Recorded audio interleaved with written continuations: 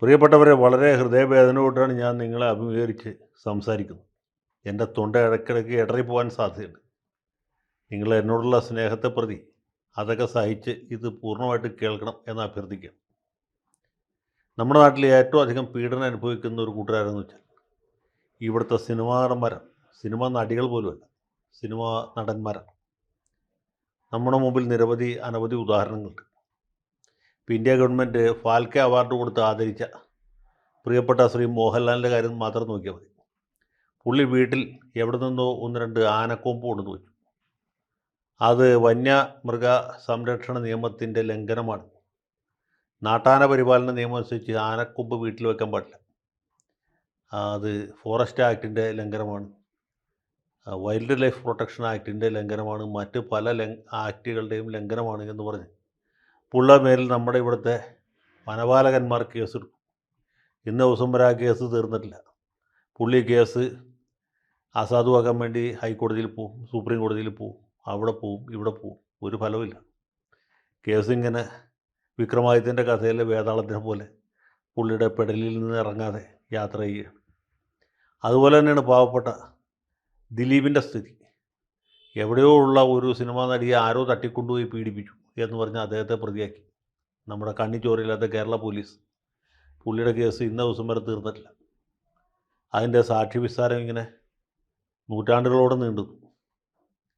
അന്വേഷണ ഉദ്യോഗസ്ഥന് മാത്രം ഏതാണ്ട് 108 ദിവസം വിസ്തരിച്ചു എന്ന് പറഞ്ഞാൽ നിങ്ങൾക്ക് ഊഹിക്കാൻ പറ്റില്ല. അത് കഴിഞ്ഞ് വാദം ഇതുപോലെ അനന്തമായി അനർഗളമായിട്ട് നടന്നു. ആ ജഡ്ജി വിധി എഴുതി തീർന്നിട്ടില്ല. വിധി എഴുതിക്കൊണ്ടിരിക്കുമ്പോൾ ഇടയ്ക്കൊരു ദിവസം സംശയം തോന്നും. അപ്പോൾ പിന്നെ കേസ് പോസ്റ്റ്. പിന്നെ വാദം കേൾക്കും, പിന്നെ വിധി എഴുതാനെടുക്കും. പക്ഷേ വിധി ഇതുവരെ വന്നിട്ടില്ല. അദ്ദേഹത്തിൻ്റെ വിധി എന്നല്ലാണ്ട് നമുക്ക് എന്താ പറയാൻ പറ്റുക. ഇതാണ് ദിലീപിൻ്റെ അവസ്ഥ. പിന്നെ മമ്മൂട്ടിയുടെ ഇൻകം ടാക്സ് കേസ്, സുരേഷ് ഗോപിയുടെ പുലിനകത്തിൻ്റെ കേസ്, അങ്ങനെ അനവധി കേസുകൾ കൊണ്ട് നമ്മുടെ പല നടന്മാരും ആകെ വലഞ്ഞിരിക്കുകയാണ്. സിദ്ദിഖിൻ്റെ പേരിലുള്ള പീഡന കേസ്, അദ്ദേഹത്തിൻ്റെ മുൻകൂർ ജാമ്യ ഹർജി ഹൈക്കോടതി തള്ളി, പിന്നെ സുപ്രീം കോടതി പോയിട്ടാണ്. അവിടെ നാഗരത്ന എന്ന് പറഞ്ഞ വളരെ സ്നേഹമയ്യായ ഒരു ജഡ്ജികളോട് മാത്രമാണ് സിദ്ദിഖ് ഇപ്പോൾ സിനിമയിൽ അഭിനയിക്കുന്നത്. അല്ലെങ്കിൽ പുള്ളി കമ്പി പിടിച്ചാൽ. ഇതാണ് നമ്മുടെ നാട്ടിൽ നടന്മാരെ അനുഭവിക്കുന്ന ഒരു ദുരവസ്ഥ. കാര്യം കേരള സർക്കാർ സിനിമയെ പ്രോത്സാഹിപ്പിക്കും, സംസ്കാരത്തെ പ്രോത്സാഹിപ്പിക്കും, ഇവർ ഈ നാടിൻ്റെ സ്വത്താണ് എന്നൊക്കെ പ്രഖ്യാപിക്കുമെങ്കിലും ഫലം വരുമ്പോൾ ഇവരെ എല്ലാ രീതിയിലും ബുദ്ധിമുട്ടിക്കുക, വിഷമിപ്പിക്കുക, നടത്തി ബുദ്ധിമുട്ടിക്കുകയൊക്കെ ചെയ്യും. ഇപ്പോൾ ഹേമ കമ്മിറ്റിയുടെ റിപ്പോർട്ട് തന്നെ, അതുകൊണ്ട് ആർക്കെങ്കിലും എന്തെങ്കിലും പ്രയോജനം ഉണ്ടായോ? ഒരാൾക്കും ഒരു ഗുണമുണ്ടായില്ല. ജസ്റ്റിസ് ഹേമയ്ക്ക് പോലും ഉണ്ടായില്ല. പക്ഷേ നമ്മുടെ നാട്ടിൽ എത്ര നടന്മാരുടെ ഉറക്കം എത്രയോ നാൾ നഷ്ടപ്പെട്ടു എന്നുള്ളതാണ് അതിൻ്റെ ഒരു ദുരന്തഫലം. അപ്പോൾ ഈ തുടർക്കഥയിലെ ഏറ്റവും പുതിയ അധ്യായം എന്ന് പറയുന്നത് യുവ നടന്മാരായിട്ടുള്ള പൃഥ്വിരാജിൻ്റെയും അതുപോലെ ദുൽഖർ സൽമാൻ്റെയും വീടുകളിൽ ഇന്ന് കസ്റ്റംസുകാർ നടത്തിയ റെയ്ഡാണ്. ഇത്ര നാൾ പോലീസുകാരും വനപാലകന്മാരും മാത്രമേ പീഡിപ്പിച്ചുള്ളൂ. ഇതിപ്പോൾ കസ്റ്റംസുകാർ ഇറങ്ങിയിരിക്കും. അവർ പറയുന്നത് ഈ നടന്മാരും മറ്റുമൊക്കെ ഉപയോഗിക്കുന്ന കാറുകൾ അത് ഭൂട്ടാൻ സൈന്യത്തിലെ ഉയർന്ന ഉദ്യോഗസ്ഥന്മാരുടെ അവരുടെ ആവശ്യത്തിന് വേണ്ടി രാജ്യം വാങ്ങിച്ചതാണ്. അത് ആക്രി വിലയ്ക്ക് ഇവിടെ നിന്ന് ചില ആളുകൾ പോയി വാങ്ങിച്ച് ടാക്സ് അടയ്ക്കാതെ ഇന്ത്യയിലേക്ക് കടത്തി ഇവിടെ കൊണ്ടുവന്ന് രജിസ്റ്റർ ചെയ്ത് അത് വിറ്റഴിച്ചു എന്നാണ്. ഈ പാവപ്പെട്ട നടന്മാർ ഇത് അറിഞ്ഞിട്ട് പോലും ഉണ്ടാവില്ല.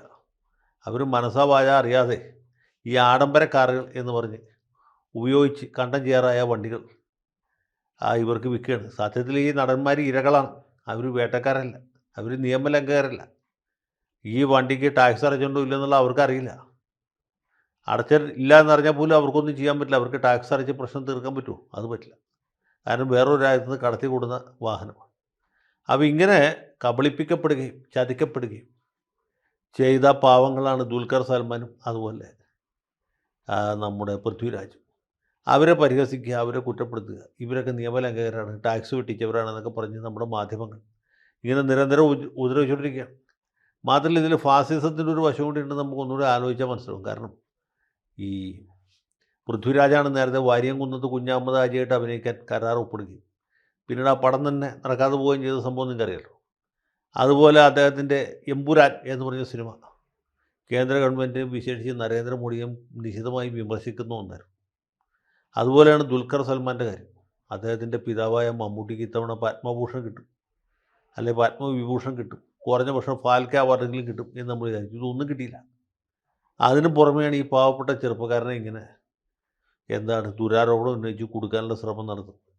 അപ്പോൾ ഇതൊക്കെ ഒരുപാട് നാൾ നീണ്ടു നിൽക്കും ഞാൻ വിചാരിക്കുന്നില്ല. പക്ഷേ പാവപ്പെട്ട സിനിമാറന്മാരെ ഇങ്ങനെ പല പ്രകാരേണ പല കാരണങ്ങളും പറഞ്ഞ് ബുദ്ധിമുട്ടിക്കുകയും പീഡിപ്പിക്കുകയും വിഷമിപ്പിക്കുകയൊക്കെ ചെയ്യുന്നവർക്ക് തീർച്ചയായിട്ടും നരകം കിട്ടും എന്ന കാര്യത്തിലൊരു സംശയം വേണ്ട.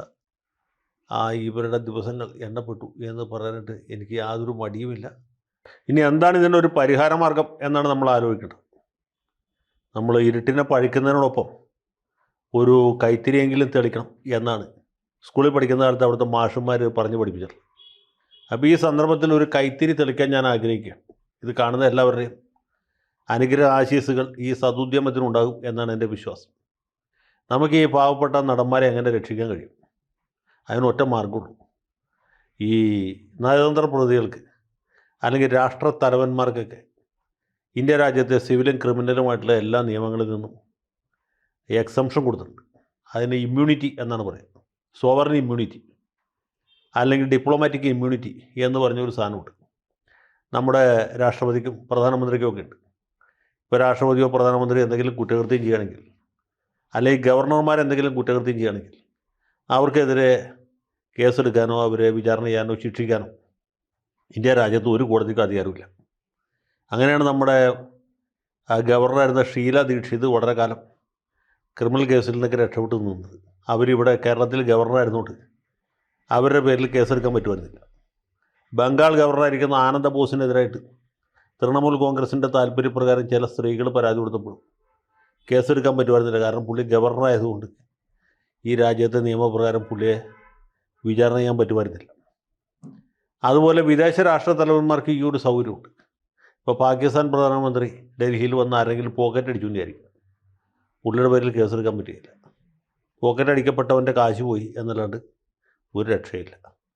അതുപോലെ ഇന്ത്യയിലെ ഏതെങ്കിലും മന്ത്രിമാർക്കില്ല. ഇപ്പോൾ പ്രധാനമന്ത്രിയോ രാഷ്ട്രപതി ആരെങ്കിലും വിദേശ രാജ്യത്ത് പോയി എന്തെങ്കിലും ഗുണ്ടായിസം കാണിച്ചാൽ അവിടെയും കേസെടുക്കാൻ പറ്റില്ല. അതുപോലെ ഇന്ത്യൻ അംബാസഡർ സ്വിറ്റ്സർലൻഡിലോ ജർമ്മനിയിലോ വെച്ച് എന്തെങ്കിലും കുറ്റകൃത്യം ചെയ്താൽ പുള്ളിക്കെതിരെയും അവിടുത്തെ നിയമപ്രകാരം കേസെടുക്കാൻ പറ്റുകയില്ല. ആളെ ഇന്ത്യയിൽ കൂടുന്നിട്ട് ഇന്ത്യ ഗവൺമെൻറ് വേണമെങ്കിൽ ഇന്ത്യയിലെ നിയമം അനുസരിച്ച് വിചാരണ ചെയ്യുകയോ ശിക്ഷിക്കുകയോ വെറുതെ വിടുകയോ എന്തുണീച്ച് എന്ന പോലെ ഈ സിനിമാ നടന്മാർക്കും ഈ സിവിൽ നിയമത്തിൽ നിന്നും ക്രിമിനൽ നിയമത്തിൽ നിന്നും കസ്റ്റംസ് നിയമത്തിൽ നിന്നുമൊക്കെ അബ്കാരി നിയമത്തിൽ നിന്നടക്കം എല്ലാ നിയമങ്ങളിൽ നിന്നും അവർ ഒഴിവാക്കിക്കൊണ്ട് നമ്മുടെ ഭരണഘടനാ ഭേദഗതികൾ പിന്നെ പേടിക്കേണ്ട. പിന്നെ പൃഥ്വിരാജിന് ഭൂട്ടാനിൽ നിന്നോ സിക്കിമിൽ നിന്നോ ടിബറ്റിൽ നിന്നോ എവിടെ നിന്നോ ഈ കാർ കൊണ്ടുവരാം. ദുൽഖർ സൽമാനും അതൊക്കെ തന്നെ ചെയ്യാം. ഫാസിസത്തെ പേടിക്കേണ്ട, സാമ്രാജ്യത്വത്തെ പേടിക്കേണ്ട. ധൈര്യസമേതം കാറ് ഇറക്കുമതി ചെയ്യാം, ടാക്സ് കൊടുക്കാതിരിക്കാം, ഇതിൻ്റെ വില കുറച്ച് കാണിക്കാം, മറ്റ് പല കാര്യങ്ങളും ചെയ്യാം. അപ്പോൾ ഇങ്ങനെയൊക്കെയുള്ള ഒരു നല്ല നാളെ ഉണ്ടായി കാണണം എന്നാണ് എൻ്റെ ആഗ്രഹം. ഈ പരിപാടി കാണുന്ന എല്ലാവരും ഇതിനോട് സർവാത്മന യോജിക്കും എന്നാണ് എൻ്റെ വിശ്വാസം. എല്ലാവർക്കും നല്ലത് വരട്ടെ. ജയ് ഹിന്ദ്.